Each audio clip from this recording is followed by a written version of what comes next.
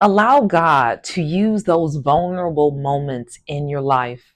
When He does that, He is positioning you to be a leader, a shepherd, yes, a high priest in the land.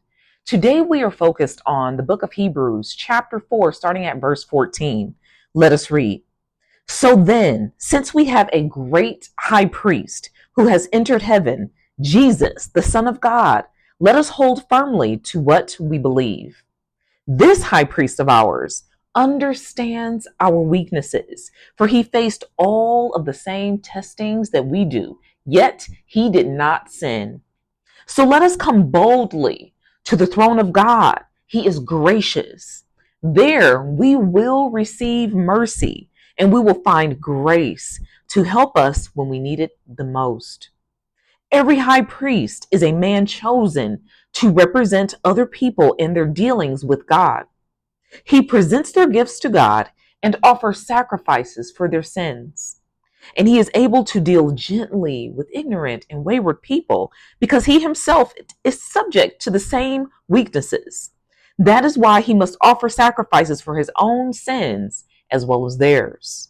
And no one can become a high priest simply because he wants that honor. He must be called by God for this work, just as Aaron was. That is why Jesus Christ did not honor himself by assuming he would become high priest. No, he was chosen by God, just like you.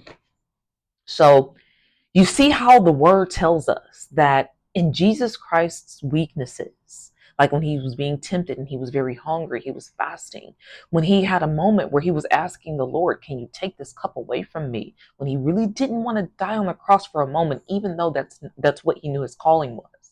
Everyone has those vulnerable moments, even though we love to show our highlight reels. When I connect with people the most, it's when they are their most authentic, when I can see who they truly are. And we can't be our full self with those God has called us and entrusted us to lead unless we show those bits and pieces of our story that God wants to shed light on. So if he calls you to share a bit of your testimony, don't do so with shame, but do so with pride, holy pride, knowing that it's because you've been anointed as a leader in this time and God is not done with your story. God bless you. We'll speak in the next prophetic release. Take care.